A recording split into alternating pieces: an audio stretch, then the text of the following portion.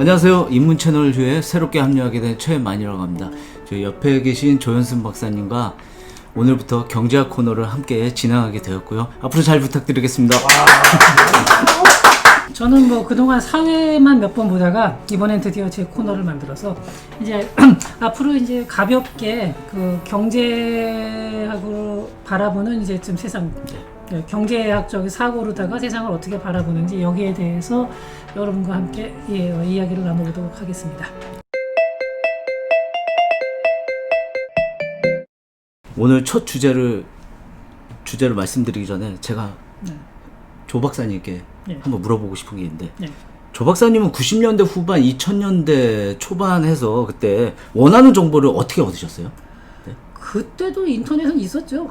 검색 엔진이 많이 판을 칠 때였어요, 사실. 네이버부터 시작해. 물론 지금 네이버도 있지만은 엠파스, 구글, 라이커스 뭐 그런 것들이 이제 많이 있었는데 지금 많이 좀 사라지게 되었고 이제 네이버나 구글로 많이 하는데 요즘은 또 어떻게 할까요? 지금 젊은 친구들이 아무래도 인터넷을 많이 보겠죠. 전문적인 지식은 이제 전문적인 지식을 또 얻는 루트가 따로 있는데 이제 일반적으로 보면 대부분 검색을 하는데 네이버 아니면은 뭐 유튜브나 이런 데서 주로, 구글 뭐 이런 데서 주로 보고 있죠. 맞습니다. 그러다 보니까 이게 약간 이제 오늘 소개하려는 내용도 약간 그런 건데 이런 식의 정보들이 약간 왜곡된 정보를 줄 때가 많이 있어요.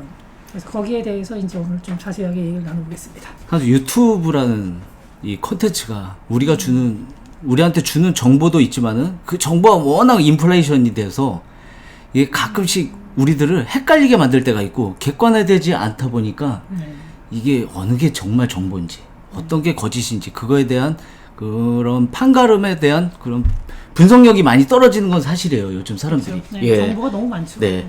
그래서 오늘 한번 책을 잠깐 소개해 볼까요? 그러면 우리가 책을 제가 한번 들어보겠습니다. 이제 이 책인데 이 책을 보신 분들도 많이 있을 거예요. 정말 근데, 많죠. 많이 있고 근데 안 보신 분들도 많으니까 이 책에서 나오는 정말 핵심적인 내용들을 갖다가 오늘 저기 최만희 사장님하고 저하고 같이 한번 얘기를 나눠보겠습니다. 네, 오늘 주제는 팩트 플리스라는 책인데 간단히 소개하자면 우리가 세상을 오해하는 10가지 이유와 세상이 생각보다 괜찮은 이유에 대해서 통계와 작가가 통찰로 쓴 책입니다. 저희는 책의 내용을 리뷰한다거나 책 내용을 워딩하려는 건 아니고 여기서 얘기하는 세상을 오해하게 만드는 10가지의 인간 본능을 토대로 얘기해 나가도록 하겠습니다. 그러면은 먼저 한번 제가 퀴즈를 내볼 테니까 최 사장님이 한번 이걸 풀어보는 형태로 하고 있습니다. 네, 자, 알겠습니다. 첫 번째 문제. 오늘날 세계 모든 저소득 국가에서 초등학교를 나온 여성의 비율. 남자가 아니라 여성입니다. 여성입니다. 네. A, B, C 셋 중에 어느 걸까요? 저는 저소득 국가라고 하면 네. 제3세계 아프리카 뭐 그런 국가들인데 20%? 20%. 정도. 흔히들 이제 그렇게 많이 생각을 하는데 정답은 60%입니다. 아, 그래요? 오. 이 한스 로슬링이라는 작가가 전 세계에 돌아다니면서 뭐 각종 회의에서 특히 이제 그러니까 일반인들이 아니라 상당히 그 교육을 많이 받은 사람들을 대상으로 퀴즈를 냈을 때 이 문제의 정답률은 7%밖에 되지 않았습니다. 아, 정말 의외네요. 네, 그 틀렸다고 너무 상심할 필요 없고요. 네, 두 번째. 전 그냥 그냥 보통 사람이니까. 네, 그렇죠. 세계 인구의 다수는 어디에 살까요? A. 저소득 국가, B. 중간소득 국가, C. 고소득 국가. 고소득 국가는 아닌 것 같고 보통 중국이 14억, 인도가 한 3억 정도 되고 B. 중간소득 국가인 것 같습니다. 이번엔 맞췄어요. 맞췄어요? 네. 이것도 이제 기존에 이제 쭉 풀어봤을 때 정답률은 25%, 그러니까 3분의 1이 안 돼요. 항상 이렇게 그냥 마구잡이로 찍는 것보다 못한 답이 나오는데 사람들이 왜 이렇게 인구가 많은 나라가 좀 가난한 나라가 많다 보니까 저소득 국가에 더 많이 몰려있을 거라고 생각하기 쉬운데 실제로는 꼭 그렇지는 않습니다. 자, 세 번째. 제가 말할까요? 네. 한번 해보세요. 자, 지난 20년간 세계 인구에서 극빈층의 비율은 어떻게 변했을까? A. 2배 늘었다. B. 거의 같다. C. 절반으로 줄었다. 네. 거의 같다. 거의 같다. 네. 틀렸습니다. 이것도 절반 이하로 줄었습니다. 아. 그렇죠. 사람들이 왜 가면 갈수록 빈부격차가 심해진다. 세계화가 양극화를 심화시킨다라고 말을 하는데 실제로는 그렇지는 않습니다. 오히려 양극화는 드라마틱하게 좁혀지고 있습니다. 한 국가 내에서 이제 뭐 약간씩 빈부격차가 늘었다 줄었다 하는 경우는 있는데 전 세계 기준으로 봤을 때 극빈층의 비중은 정말로 빠른 속도로 줄어들고 있습니다. 이것도 정답률이 10% 미만이었어요. 굉장히 사람들이 오해를 하고 있는 거죠. 오늘날 세계 기대 수명은 몇 세일까? A 50세, B 60세, C 70세. 70세겠죠? 예. 그만큼 그만큼 삶이 윤택해졌으니까 저는 평균 연령이 올라갔을 거라고 봐요. 자, 지금까지 네 문제 중에서 이제 두 문제를 맞췄고요. 자, 다섯 번째로 넘어가죠. 저 여기서 저 박사님께 한번 질문이 있는데 박사님께서 고령화에 대한 연구를 하셨잖아요. 예. 제가 좀 궁금한 게 있는데 요즘 한국도 지금 고령화에 대한 이슈가 많이 대두화된 상황이잖아요. 예. 그럼 우리 이웃나라 일본은 이미 고령화가 진행이 오래전부터 되어 왔다고 하는데 우리나라가 상대적으로 고령화에 대한 가속도는 어느 정도 될까요, 지금? 이게 뭐 가속도라는 말은 좀 이제 안 맞겠지만 속도를 보면은 이게 고령화가 진행된 정도를 따지면은 일본이 훨씬 많이 돼 있습니다. 그리고 우리나라는 아직까지 고령화 진행된 정도는 OECD 국가 중에서 낮은 편이죠. 근데 문제는 뭐냐면은 속도가 엄청나게 빨라요. 그러니까 다른 나라들은 그러니까 이게 고령화에 대해서 간단히 설명을 드리자면은 65세 인구가 7%를 넘어가면은 고령화 사회라고 그러고 이게 14%를 넘어서면 고령 사회, 20%를 넘어서면 초고령 사회로 하는데 우리나라는 현재 고령 사회입니다. 그러니까 고령 사회에 진입한 게 작년이죠. 네, 14%. 14%. 네, 14%를 넘어섰고요. 근데 이게 고령 사회에서 초고령 사회까지 가는데 다른 나라는 뭐 20년, 30년 뭐 독일이나 프랑스 이렇게 걸렸고 일본은 그것보다 조금 빨랐는데 우리나라는 이게 5년 정도 후에 2025년이면 초고령 사회로 넘어간다고 그러거든요. 지금 예측치를 보면은. 그러니까 이런 정도로 속도가 빨라요. 그래서 지금 현재 상태로는 고령화율이 높은 거는 아닌데 진전된 정도는 높지는 않은데 속도를 보면 굉장히 빠르고 우리나라가 2045년이 되면 일본보다 고령화율이 더 높아질 걸로 보고 있습니다.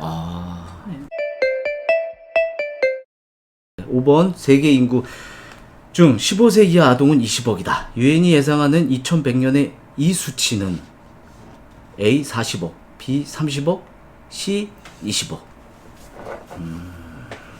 현재 20억. 2100년을 딱 예측하고 그리자면 그래 30억? 30억 그렇지 않죠.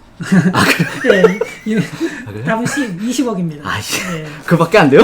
계속 유지될 걸로 보고 있어요. 이게 왜냐하면은 좀 고령화, 그러니까 저출산이 심화되는 나라에서는 아동 숫자가 이게 늘지 않고 약간 줄어드는 편인데 이게 또 이제 새롭게 계속해서 이제 지금 현재 개발도상국인 국가들 이런 나라들에서는 아동 인구가 또 조금씩 늘거든요.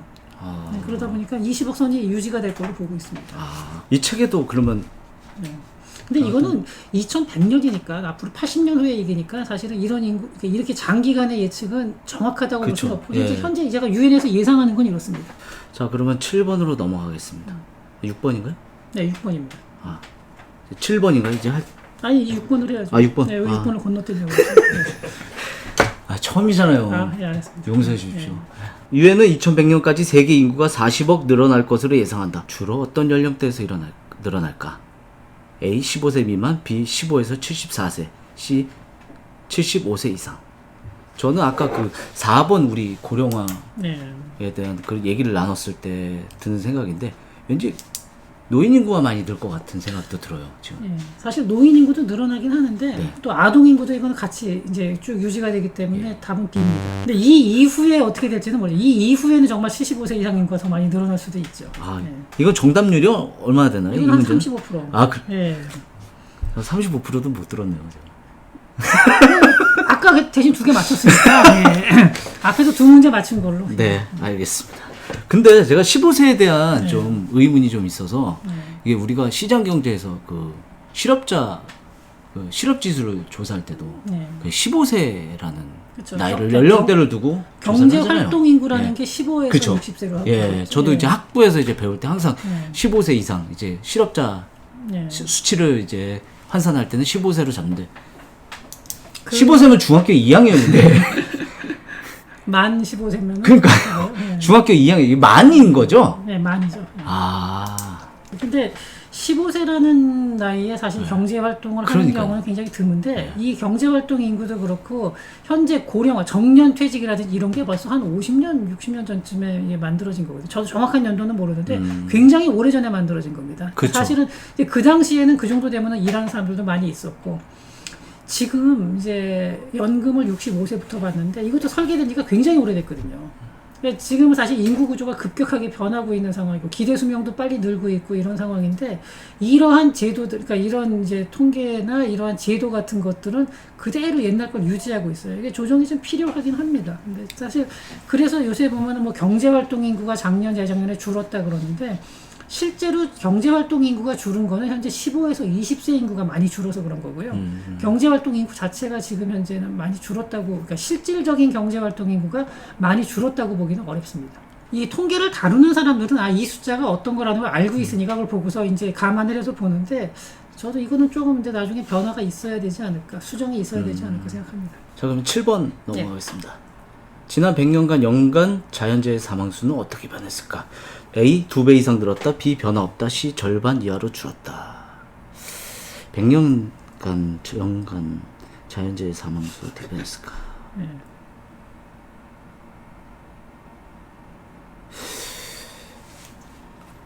절반 이하로 줄었을 것 같은데. 이분은 맞습니다. 맞았나요? 네. 근데 이게 정답률이 10% 이하입니다. 아, 그래요? 네. 그러니까 이게 왜 이런 상위 일이, 예. 왜 이런 일이 벌어지냐면은, 언론에서, 그러니까 미디어에서 네. 보도를 하는 거 보면은 큰 자연재해를 굉장히 많이 보도하죠. 그래서 큰 사고라든지 이런 거를 굉장히 많이 보도를 하는데, 그러다 보니까, 과거에 비해서 기상이변도 많아지고, 자연재해도 많아졌다라는 인식을 많이 하게 돼요. 자연재해 자체가 늘었냐 줄었냐는 정확하지는 않는데 과거에 비해서 기술이 많이 발달하니까 인명 구조라든지 뭐 여러 가지 면에서 그걸 미리 탐지한다든지 그러니까 어디서 뭐 태풍이 올 거다 뭐 이런 탐지 이런 것들이 상당히 좋아지고 있기 때문에 이 재해로 인해서 죽는 사람들은 절반 정도가 아니라 굉장히 아주 많이 줄어들었죠.